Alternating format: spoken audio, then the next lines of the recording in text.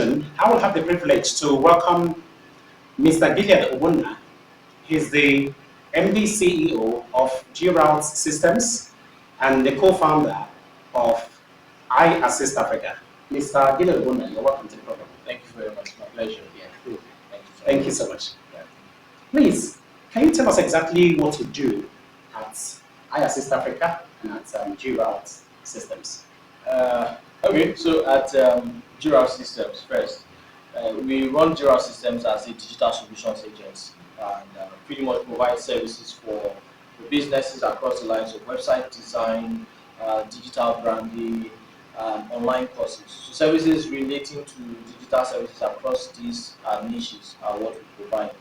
The company got launched back in 2015, so you could say that for not of 7 years now, we've been in business. On the other hand, IAssistAfrica is pretty much a fresh business. It's we launched it as a startup back in 2021, September to be precise, and it is essentially a remote assistance company with big dreams. In fact, we use that one, big dreams. It's still at its infancy, and as a co-founder, I pretty much presently steer the ship in terms of reaching out to users, trying to provide the remote services that we're trying to provide, and get things done. A whole lot of persons have kind of tried to relate what we do at IAssistAfrica to what freelancing platforms like Fiverr and Upwork do, but that's not exactly what we do, and that's why I tend to emphasize on a remote assistance company. And that pretty much is because what we typically do is we approach the services that we provide from a perspective of helping businesses who have repeatable tasks to help them solve those repeatable tasks easily. That's what we try to focus on. Okay. And so because of that, instead of running the company as a freelancing platform or marketplace, what we do is we get the jobs in and then assign the tasks to our pool of freelancers who then go ahead to execute on those tasks. Yes. Thank you so much. So, please let me ask, have you always been an IT person? That is, did you study information technology at the university? As far as I can remember, I've been an IT person. As a matter of fact, I got into IT shortly after secondary school, as far back as 2006. Wow. Yeah. And since then, I've not looked back.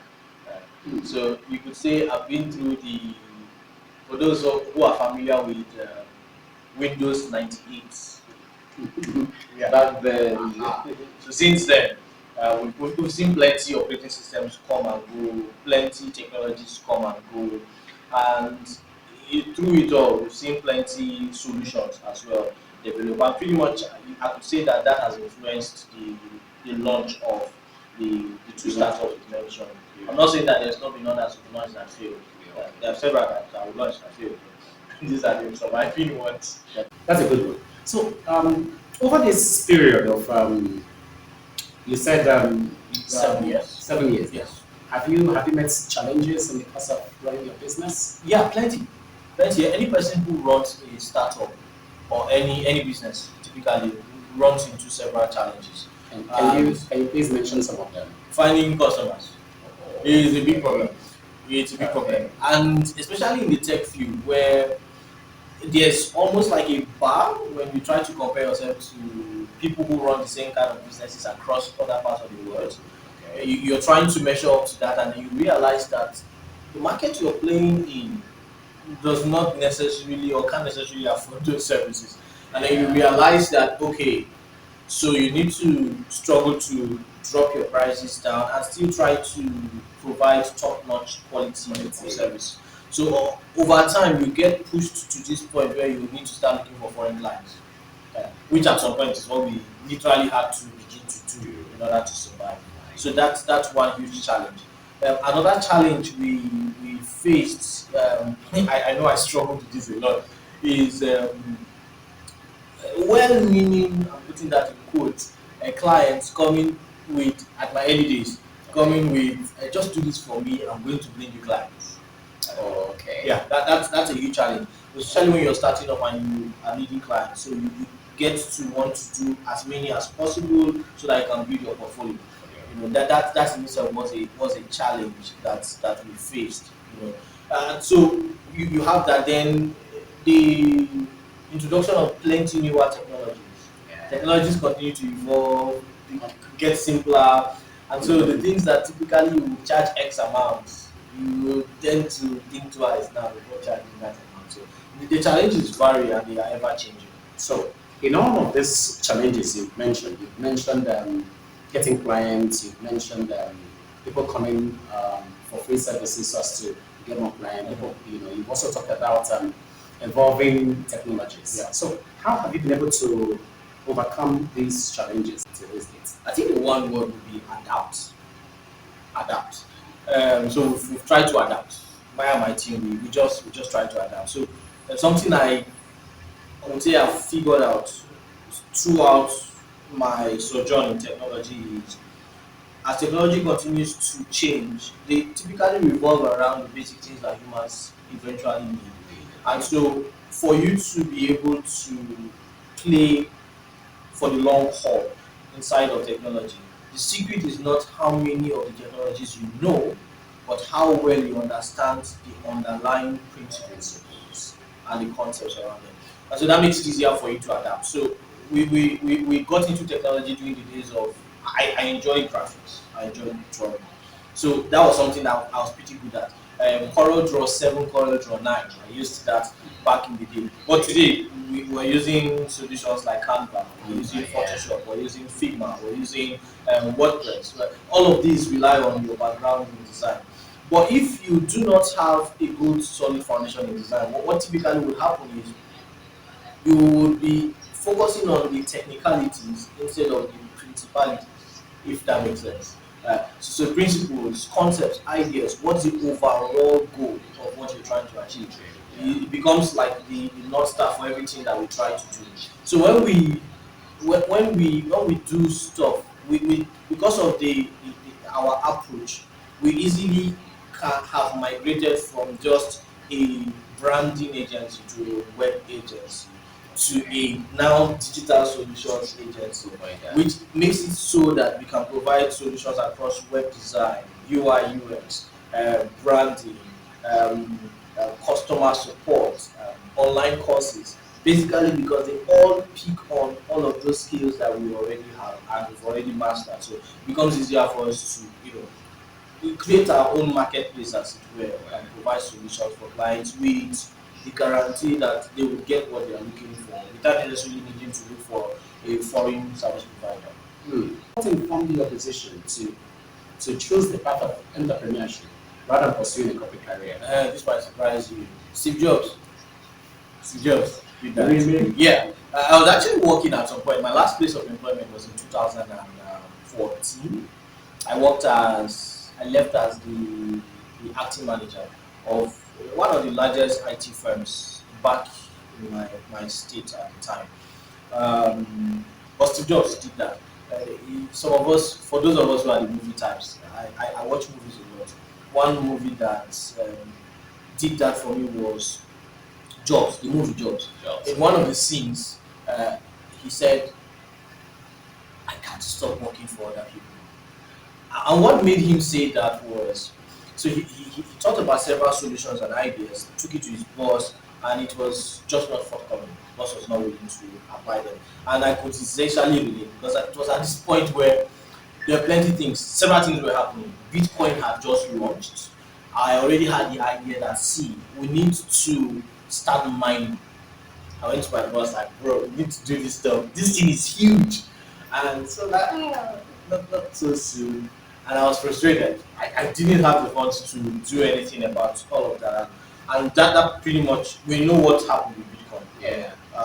We lost the opportunity. But at that particular point, I told myself I had to stop working because ideas were coming, several things to do, but implementation was always a challenge. And so I knew that if I were going to get certain things done, then I needed to run with them as they came, as against waiting for corporate approval to get them. And so pretty much that was what took it out for me.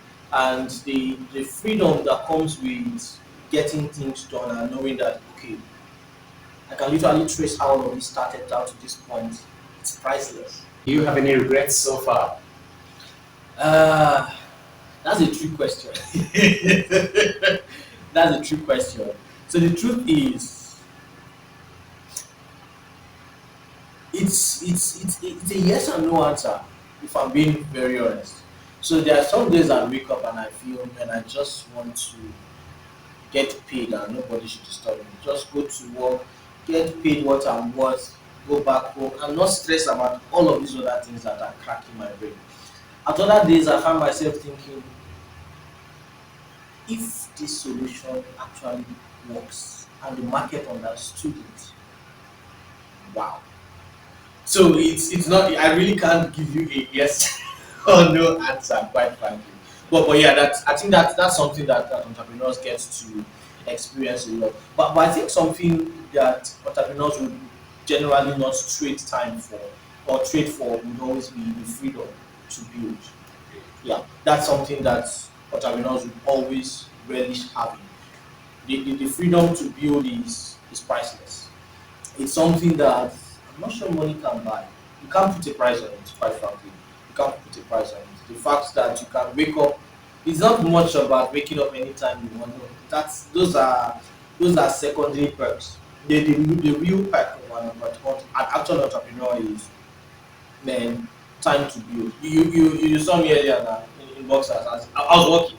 I was like, I could lay down on my couch and work. But it's not just okay that you could do that, but there's this joy that comes with you having control of the solutions you're trying to bring and then seeing the solutions to their ends. It's totally priceless. Can you relate your success so far as an entrepreneur to personal development? Yes, yes. Personal development plays a huge role. If you're an entrepreneur and you do not like figuring stuff out on your own, you won't go far.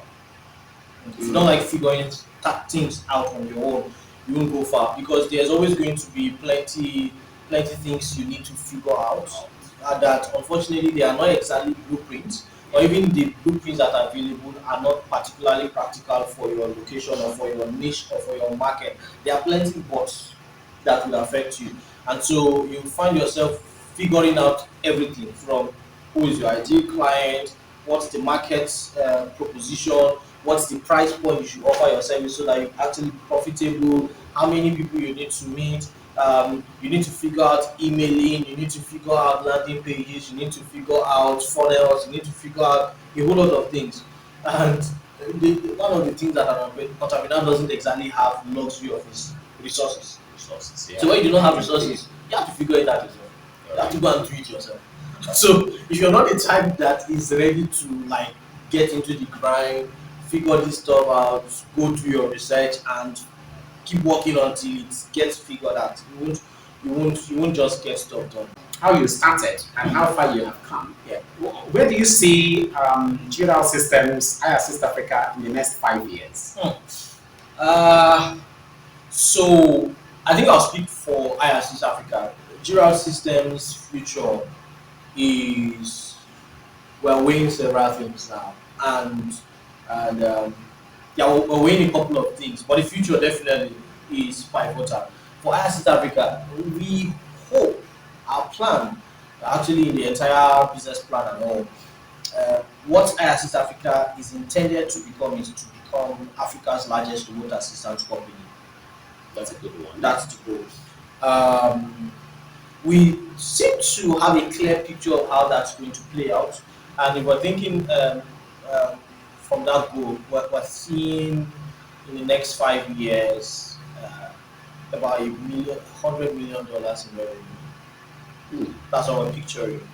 And if we play our cards right, it's doable, and that would imply that we should be having a technically about 20,000 strong team. Yeah, that's the picture.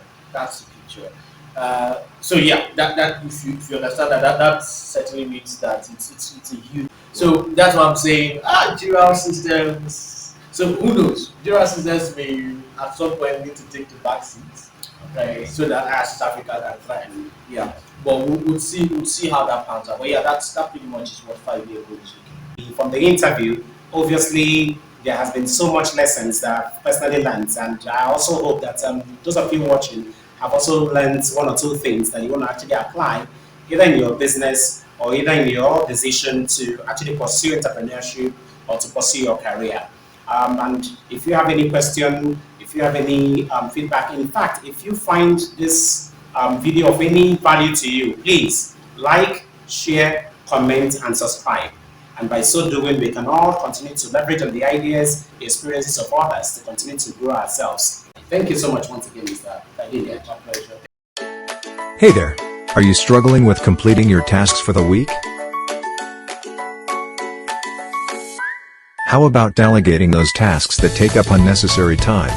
Go to www.IAssistAfrica.com and get all you need to win big with remote assistance from IAssistAfrica. Your iAssistant awaits.